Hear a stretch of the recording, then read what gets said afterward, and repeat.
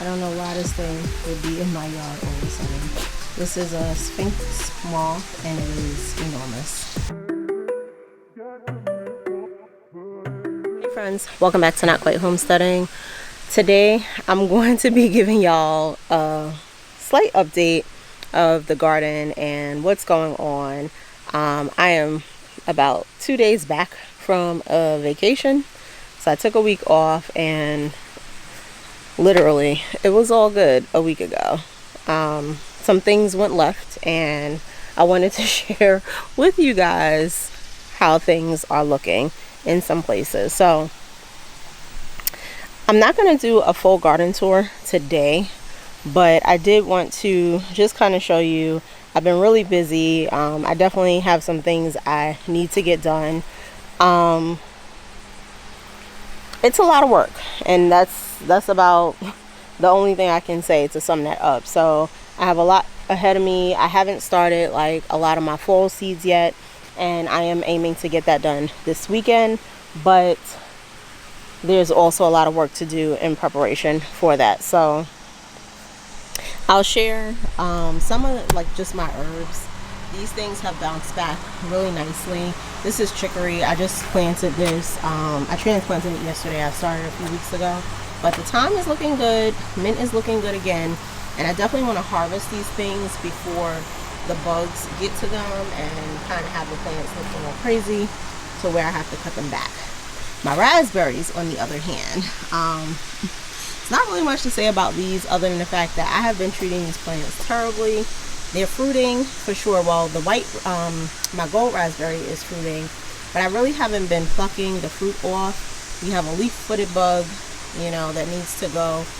They seem to have made their way back into the garden pretty heavily in the last week, so I am due for a spraying, and I will take care of that over like the next day or two. I haven't had my full raspberries start fruiting as of yet, but they are looking a little rough. Trying to like stake them up has not been the success I thought it was going to be. So I am looking for another solution to just kind of fix this, get them a little bit more space to grow, and hopefully next year we'll have a much better setup for these plants. My strawberries have completely died off, and I'm okay with that because it was really hard to keep that plant watered appropriately in this small container when it was like extremely hot. So this kind of died off. I'm going to actually clear this out and use this pot for something else. So I'm okay with that. And we'll just buy new strawberry plants next year. Strawberry plants like are not expensive, so I don't mind spending the money again, putting them in the medium that I want to put them in, and just kind of starting fresh now that I know that they will fruit the same year, and you know, we'll be able to just get a continuous harvest for most of the year. These are all the plants in this corner. This is like a blueberry. These are my blueberry plants. I took out that old plant. I did that yesterday, and I'm using this pot for some lemon balm. I wanted to kind of separate my mints. In the other pot I have lemon balm and peppermint together, so I want to separate those. Hopefully, you know, when I get my new peppermint planted and then get my spearmint up potted, I can kill that off and use that plant over there. You know, like this is the plant I'm talking about, and use this plant over here on the end for something else. But we all know how mint does, and me trying to get it to not overgrow whatever I put in there is probably going to be a challenge. I picked up some new plants and flowers for the fall, and I'm looking forward to having just some more flowers around the garden.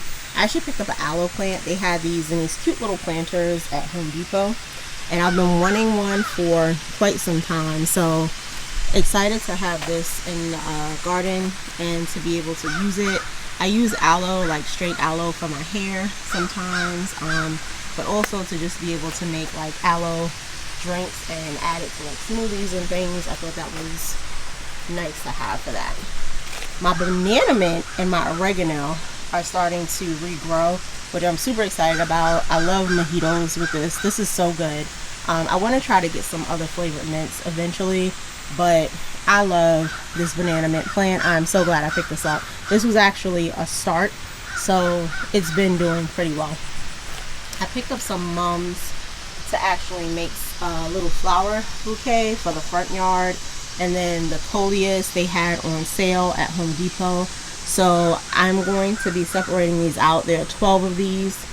I'll separate them throughout the garden, but I really like these. I've seen these in other people's gardens and on other people's channels, and I just really love the way these plants look when they grow.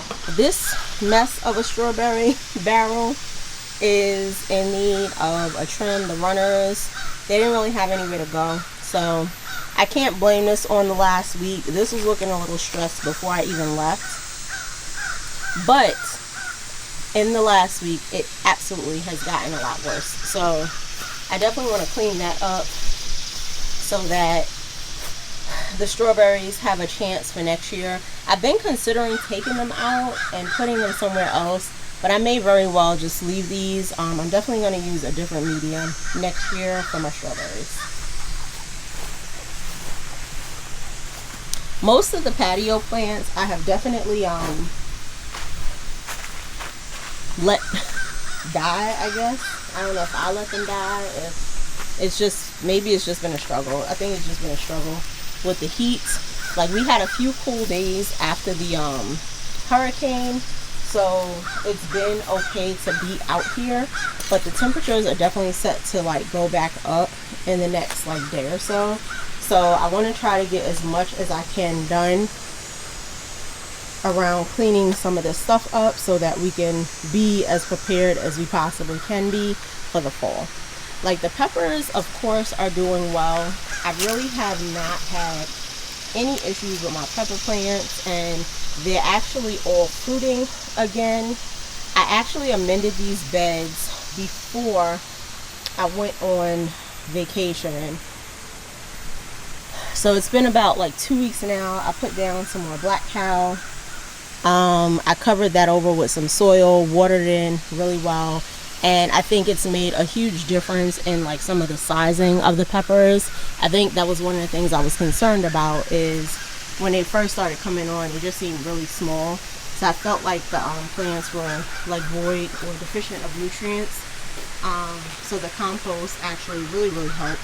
You can see I have like a ton of arbor chili peppers here that I need to harvest, and a harvest will be coming up because there actually are quite a few things I need to pull.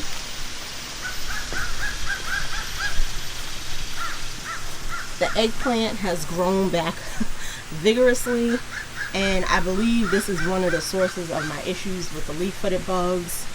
They seem to love the eggplant, piercing them, and it's frustrating for sure.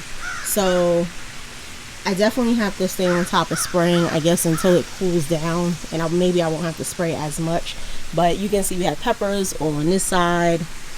This is actually a green bell pepper plant. So these peppers have been out here a little too long, so they've started to turn red, which is not a bad thing because that means I can save seeds, and it's hopefully it'll work because I had terrible germination with those seeds this year. These are how the sweet potatoes are doing. They look good. Those should be due to come out in probably like another week or two. And then I have, of course, more peppers on this side. So very happy with the way my pepper plants, eggplants have performed through this season. I was like, I don't know how well y'all can see in there, but I have a lot of starts down here, most of which are not fall plants. So I do need to work on getting these out so I can get my broccoli, my brassicas, the rest of my like greens and leafy greens started. And this is where things start to get a little questionable. So spider mites ate my marigolds to shreds, and it is time for me to replant. That plant died, so they are now eating this one. But I have restarted some of the seeds, so I'll be able to plant out new marigolds. Other than that, like the key lime tree is doing quite well. I'm still struggling with the Meyer lemon. Like this tree just has not performed at all. Every time it starts to set fruit, the fruits always fall off. And while it is regrowing its leaves, the root stock is actually growing leaves as well. So I have to cut this back. I've been kind of like negligent in doing it because they've been there for a little while. So I'm hoping that doesn't affect the quality of the plant. But I am hoping to get a Eureka lemon plant at some point over the next few months, and hopefully before the spring. A lot of weeds. This is a weedy mess over here. This is my galangal plant, and y'all, this is like completely my fault because I could not tell in the beginning if these were weeds or if I thought these were like the way the plant grew was like similar to corn.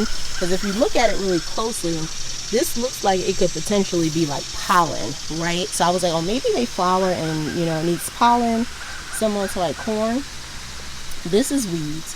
So I have let the weeds take over my plant. I probably need to pull this up and actually like pull the weeds and then replant the plant. And I hope that doesn't kill my plant because it's been in for a couple of months now.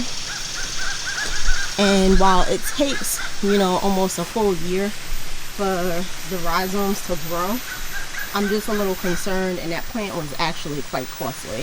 So I don't want to necessarily lose it because the weeds have taken over.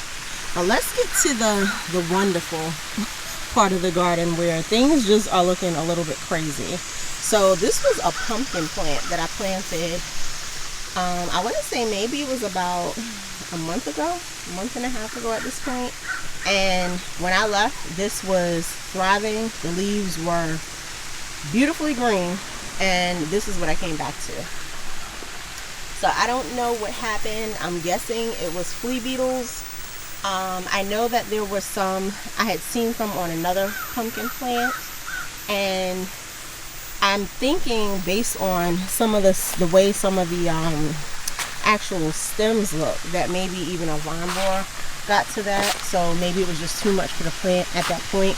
We still have some melons growing, and I'm trying to give these like 2 here time to size up, but I'm almost ready to just like pull this entire bed apart because it just looks a tragic mess. So this is how this is looking. I had one plant which was one of this pumpkin in this corner. It got attacked by flea beetles, and I guess they spread all over to all the other melon plants that were in this bed. This looks atrocious, so we're gonna have to pull these out. And I was like, you know, it's frustrating on one hand because I'm like, I feel like it may have been a watering issue, like the plants were stressing because they didn't get enough water, and that just allowed, you know, the flea beetles to kind of take over the plants. But on the other hand, I'm taking it as a sign that maybe I just need to shift gears and focus on my fall planting. So I will be pulling these up today, and I will not do that in this video obviously, but I'll be pulling them up today.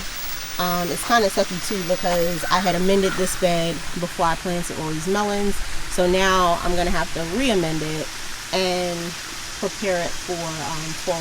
So I feel like it was a little bit of a waste of money in that regard. And same thing kind of happened. Some of those plants like reached over here, and I think they were easily able to transfer over to some of my winter squash plants, but I'm not so concerned about this. I will say, I think the lesson for me in this part is timing when it comes to next year. I will absolutely, without hesitation, without delay, be planting my winter squash and my melons on time, as early as I possibly can, and within the windows that we are supposed to. It has been incredibly difficult, like with the leaf miners on these in the summer, in the like late summer. They are just like destroying the leaves, you know, making it impossible for the plants to photosynthesize. But I had no idea that flea beetles would be an issue here, and they were not in my garden like before this. And the reason I know they weren't here is because I feel like if they were, they would have attacked like the eggplants and stuff, and they did not do that. So, you know, I think they kind of came with the pumpkins, and this is where we are. The last thing I will show y'all is I actually put down another bed. So since we've been back, and I mean it's literally been just a couple of days, we've been pretty busy, and I did put down the next bed. So this bed I will be planting some of my succession plants, and that larger side I will also be planting like my carrots along with some other things for the fall. But because the summer garden is still kind of like pumping and moving, it's been really challenging to figure out what to pull out in order to get fall things started. So I was like, at least let's get this bed down. We can get some things started without having to interfere with the plants that are doing well, and then I can go ahead and seed start, you know, my other like brassicas and leafy greens, and I'll have another like, you know, 4 weeks or so before they need to be transplanted into the garden, which will give me plenty of time to get the rest of this stuff together. But I hope y'all enjoyed just kind of seeing what's going on, seeing how quickly the garden can change when you're not the one that's left caring for it. You're not putting your blood, sweat, and tears into it on a daily basis, and you know, this is just kind of what happens. So I'm not taking it like too personally. I'm just taking it as a sign that it's time for me to move on and on to the next thing that, you know, we can have some success with. As always, I appreciate you guys for spending time with me in the garden today. Don't forget to check out our affiliate links below. Let's keep learning, sewing, and growing together, friends, until our next garden update. Bye.